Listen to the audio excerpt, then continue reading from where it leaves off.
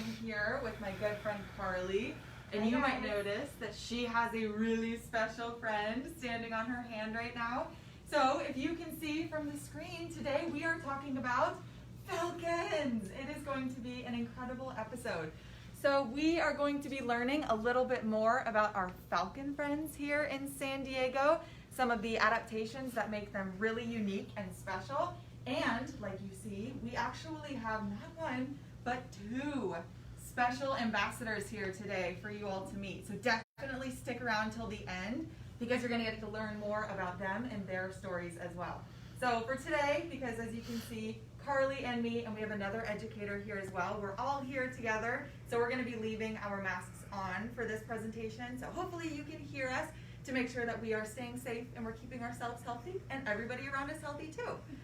So to get started, we are talking about falcons. So if you guys remember from some of our other episodes, we have talked about other birds of prey or raptors. So, sorry, I'm touching my mask. We have talked about owls when we brought Boo, the barn owl, on, and Chuck, the little western screech. And we talked about how owls are really cool birds of prey. We've mentioned hawk adaptations when we had Quapai, the red-shouldered hawk, on. And today, we are here to talk about falcons. So just to introduce her really quick so you know who she is and what she is, this is Guinevere, our Merlin falcon. And Carly is going to tell us all about her later on. But first thing is we are going to learn just about general falcon adaptations and what makes them so incredible. So typically the first thing that people think of when they hear the word falcon is they think speed, and they are absolutely right. So the biggest difference between falcons and our other birds of prey, like we have learned about with the hawks and the owls and even eagles, is that falcons are definitely a lot smaller. So you can see from this graphic, they are definitely one of the smaller groups of raptors. However, that does not make them one of the quickest and fastest raptors out there. So you can see, compared to our eagles, compared to our hawks, these animals definitely have a much broader wingspan and just larger in general. They are built to soar. They are built to get really high in the sky, to soar, kind of gaze at what's going on around them. Falcons, however, are definitely built for speed, for those quick movements. So you can see from this graphic, their wings sort of taper off to a point, whereas our bigger birds of prey like our eagles and our hawks, they have much larger wings. So they even actually have these sort of finger-like projections. These are called slotted wings, which again, just help with that lift and help them to soar in the air. Whereas the falcons, it comes to a point. So it really helps them to cut through the air and have much more agile movements. So here in San Diego, we actually have 5 different species of falcons. And here's just another sort of close-up example of the difference between a falcon's wings versus a hawk's wings. So again, you can just sort of see how the falcon's wings definitely come to a point, not only at the top, but at the tip as well. And that is also they can be really, really quick. So they might be maneuvering through forests or really close to the ground. They might be maneuvering around trees, bushes, trying to ambush prey really, really quickly. Whereas that hawk might be soaring really high up in the air above, looking down to then ambush its prey from above. So again, falcons are just built for speed. All of them have that really distinct wing shape that helps them to fly really, really quickly. So, like I mentioned, here in San Diego, we have 5 species. Now, most of them are found here year-round, like, for example, the prairie falcon, but some of them are super special visitors. So, for example, the Gyrfalcon, which you can see is a more white, sometimes gray morph, those are typically found in different locations, more in the Arctic areas, like up in Canada or even Alaska. So sometimes they're found in San Diego, but the prairie falcons, the peregrine falcons that everybody knows and loves, they are found here year-round. Merlin falcons, like Miss Guinevere here, can be found here year-round. They're also more migratory, but it really depends on the type of year, what they're looking for, where they're coming from, where they're going. So again, we'll talk about them a little bit later. And then last but certainly not least, we have our little American kestrels. So these are the 5 different falcon species that you might come across in San Diego. And again, some of them are here all year round, and some of them are here just in passing when they're migrating. So to kick things off is the tiny little American kestrel. This is actually the smallest raptor in all of North America, so across the entire continent. It is the tiniest little bird of prey, but again, just because it's so small does not mean it is any less mighty. So although it might be even less than a foot tall, its wingspan only 1.5 to 2 feet long, they are still incredible, incredible hunters. So just like you saw in that graphic before, they have that really slender, sloped wings shape to help them to cut through trees and to make sure that they are finding their prey really, really quickly and able to catch them really quickly. So you can see they are incredibly widespread all throughout the United States. And of course here in San Diego, we see them all the time. So these ones, oh yes, Miss Carly. So one super cool fact about the kestrel, I don't know if you guys ever seen a cheetah, but maybe check out the San Diego Zoo this weekend because they're opening. But the kestrel also has that really distinctive black line, oh I'm sorry love, that distinctive black line coming down underneath their eyes. And that's kind of like with the cheetah, it helps them be able to see their prey really well and to actually help them from the sun. So it's super interesting to look at their characteristics, but not all falcons have that little black line underneath their eyes. Yeah, only some of them do. But yeah, just like Miss Carly said, it's sort of like if you ever played in a baseball game or something, you put that eye black on your face. It's to help redirect sun rays so it doesn't get in your eyes. It's the same thing for these birds or for the cheetahs. It sort of helps them to see even when it's really, really bright outside. So they have really, really cool adaptations.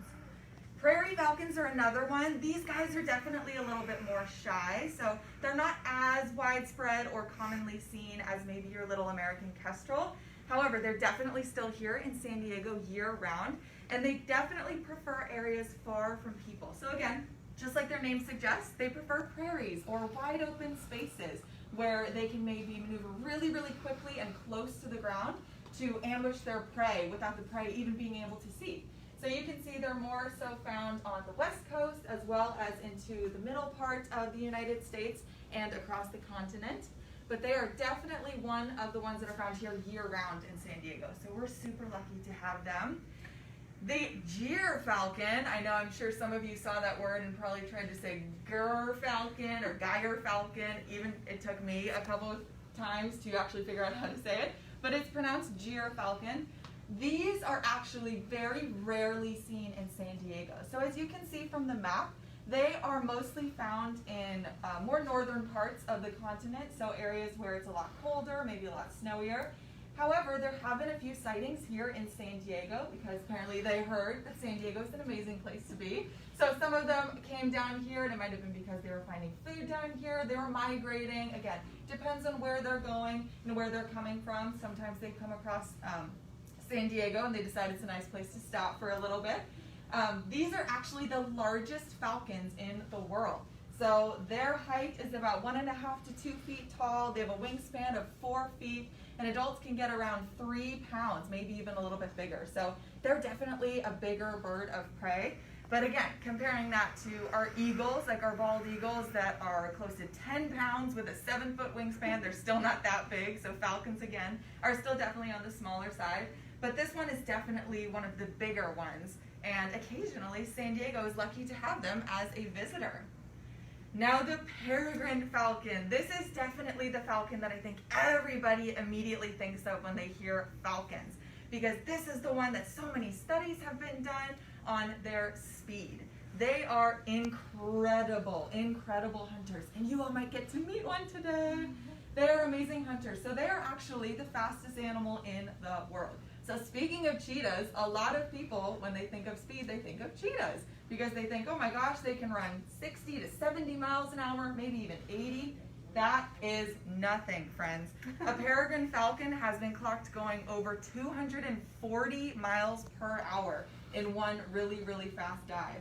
So peregrines are incredibly fast hunters. And as you can see from the little map, they are found all over the United States as well as into Canada and even Central America. They are found all over the place as well. So they are incredible hunters, and that's for several different reasons. So one of their favorite ways to hunt is through a stoop. Now a stoop is a high-speed dive, and that's where they're really hitting those super, super high speeds. So when a falcon goes into a stoop, that means that maybe this peregrine saw a flock of pigeons or a flock of doves or whatever little bird that they were looking for. A lot of falcons actually predominantly prey on other birds.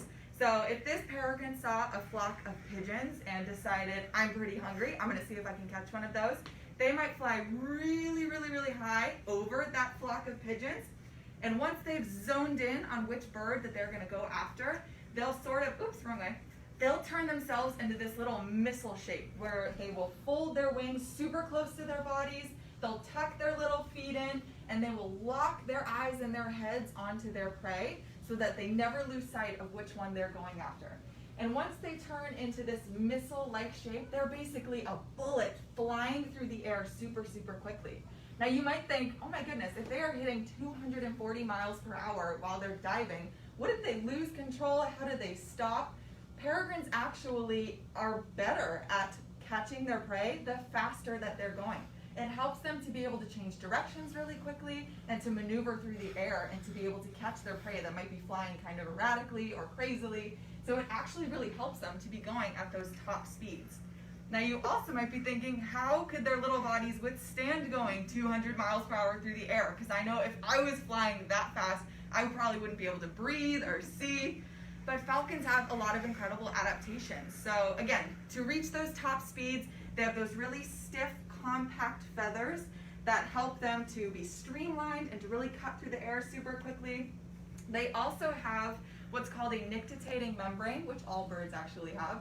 And it's sort of this third eyelid that they can have over their eye that keeps their eye moist so it doesn't dry out when they're flying at those super high speeds. They also have something called a tubercle in their little nostril. So assuming they're going 240 miles per hour during a stoop, little Guinevere's thinking, you can't get that close to me to see my little tubercle. She's like, get that camera away. But if they were going really, really quickly, you might think air is flowing through their noses and into their lungs at a really, really fast rate. And if it's going too fast, it might actually cause their lungs to overfill with air. So falcons have a really incredible adaptation called a tubercle, which essentially is this small protrusion that helps to sort of break up the air as it's coming into their lungs.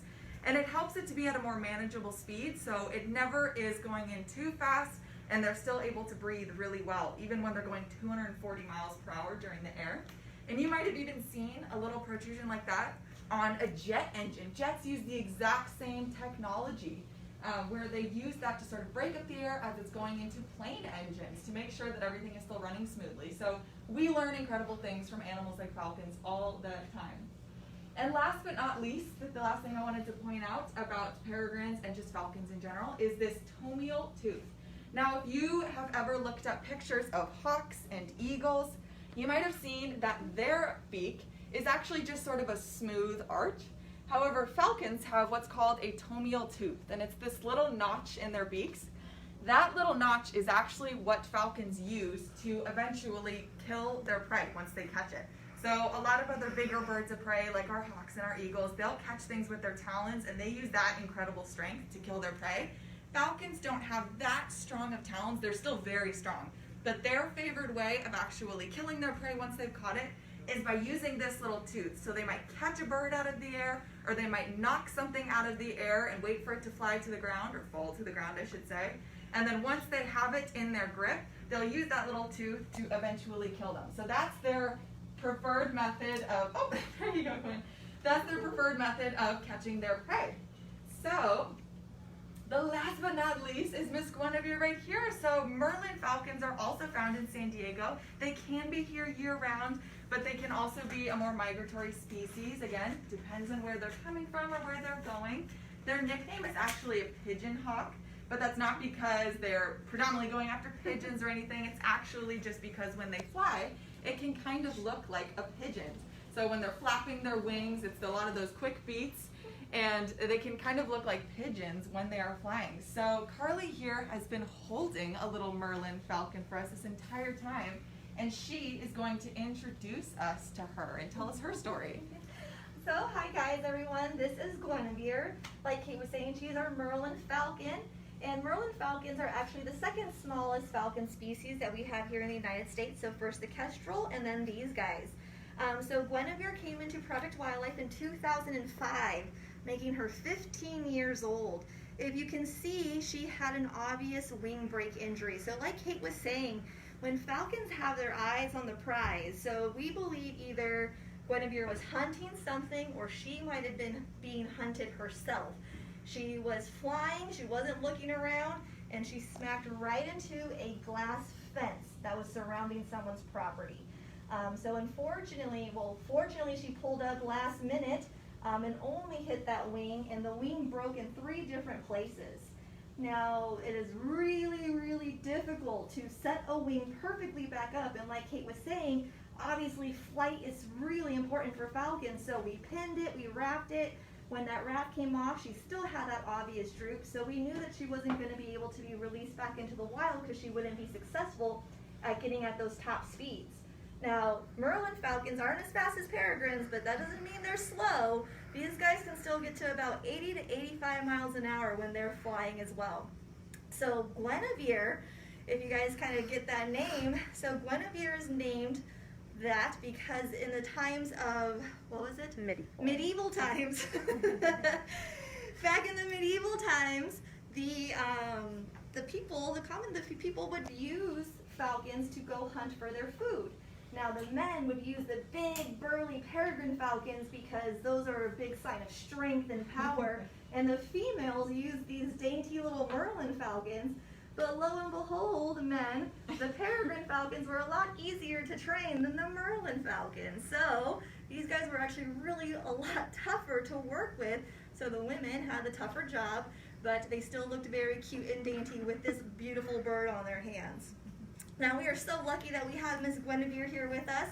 In the wild, if these birds are lucky enough to survive their first year, they'll probably get to about 10 to 12 years old, but because she gets breakfast in bed, Guinevere has a daily maid service. She has a wonderful healthcare program, and whenever she is ready to retire and she lets us know, she'll absolutely be able to retire and live the life of luxury. But we are so happy that we have her with us today, and we're so glad that we were able to share her with you as well. And you can see some of those adaptations that Kate was mentioning. You can see that toenail tooth. You can see those little nares that are those little hole plugs that are helping her in there as well. So these guys are definitely built for speed. Hawks are built for strength. Falcons are built for speed. And Kate's going to go ahead and tell you one thing that you can help falcons out with as well. And you might get to meet someone else in the meantime. Yeah, so like Miss Carly mentioned, unfortunately we do get a lot of raptors, again our birds of prey, so our falcons, our owls, our hawks. They come to us unfortunately because they have run into the sides of buildings, into windows specifically. So as you can imagine, mama birds aren't teaching baby birds what windows are. They don't know what they are, they don't see them coming. So when they're in pursuit of the prey item or they're being chased themselves, maybe they accidentally run into a window. So if you know that you have a window that is, for example, really, really large on the side of your house, and maybe you've even seen a bird accidentally run into it, do these birds a favor and put up some window clings. You can actually make some yourself, and we've actually posted some instructions on how you can make those. I believe it's just a few little ingredients. You whip up the recipe and you can attach some window clings onto your wings to help these birds out, so that when they're flying around, they're not accidentally running into these big walls of glass, whether it's a window or a glass fence. You can really help these birds out. So we actually have another really, really special visitor here with us today. This is Athena, and Andrea here is going to tell us all about her. Hi, good afternoon everyone. My name is Andrea, and I work for Critter Encounters, and I'm very excited to share with you today Athena. She is a peregrine falcon that came from Project Wildlife. So in 2017, do you see another falcon? Oh, are you talking? Oh my goodness! She has a lot to say. Athena, well thank you. She wanted to say hello. Oh my gosh, you guys, that was so cool. Miss Athena, in 2017, she was actually brought into Project Wildlife. Some beautiful person decided to, when they found her, bring her in. And what happened was in downtown San Diego, you know those really tall skyscraper buildings? She was flying probably rather quickly. Hopefully she wasn't flying 200 miles an hour. But if she was flying really quickly, we don't know exactly what happened, but she hit the glass window of one of those tall buildings and she fell to the sidewalk. So a wonderful bystander person found her and brought her to Project Wildlife because she was so very injured. While she was here at Project Wildlife, they did a number of surgeries on her. Do you see this wing? It is much shorter than her other wing. She can't fold it in all the way. They did multiple surgeries to try to fix her. Of course, the idea is to rehab and release, right? So we wanted to fix her in order to put her back out into the wild. It turns out that her wing is so badly damaged, she's not able to fly. She can't get lift, right? So she can't lift up her wing to fly high. And we just learned from Miss Kate that they fly very high, and they need to be high to be able to dive. You are really, really curious about all those birds on there, aren't you? I know. Look at her watching the She totally is. I was really cool. I know. I'm just gonna make it black. So Okay, I'm so curious. Oh, no, we're on. Forward all the way. There we go. So Miss Athena was not releasable to the wild. Obviously, it would be detrimental to put her out back into the canyons of San Diego if she can't fly high, if she can't reach those top speeds to be able to catch her food. She wouldn't be able to get away from danger, all of those things. So it really would be detrimental. So that's when they called me at Critter Encounters and they said, hey, you know what? We have a non-releasable falcon, but she's been here so long with all of her surgeries, she's kind of imprinted on people. She kind of thinks that people are okay. So another reason we don't want to put her out to the wild, but could she come and live with you up at Critter Encounters in Ramona? And I said, of course. What an amazing call to get a peregrine falcon. But so she does educational programs and she teaches people about falcons. And how amazing for you guys to get this close to a peregrine falcon. If we saw one in a tree, no way would you be able to get this close, right? They would fly away. So she has a pretty amazing wingspan with her one good wing. Let's see her spread it out for you. Athena is just a little over 3 years old. And this is how you can tell. I'm going to turn her around. Do you see the bluish gray feathers down the center of her back? Those feathers turn bluish gray when they reach 2 years old. So as an adult, once they reach 2, they're an adult, and that is their adult plumage or their adult feathers. So her feathers turned bluish gray last March. So she just had her 3rd birthday in March of this year.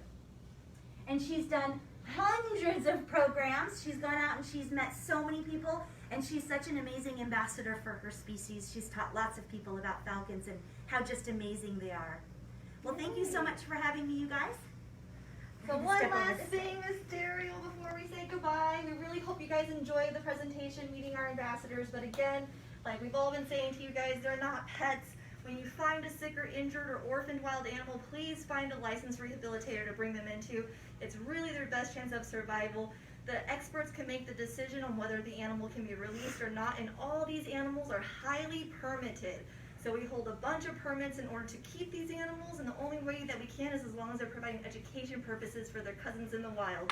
So thank you, my friends. Tune in on Friday. Yes. And we're going to meet some more birds on Friday. Yes, we're going to be meeting some chickens that are actually belong to one of us staff members. So definitely come back to learn all about them. They have a really, really cool setup. They have a little mini house, just like we have houses. It's incredible. So definitely come back to hang out with Miss Stacy and meet some chickens on Friday. And we hope you enjoyed learning about falcons today, and we'll see you next week.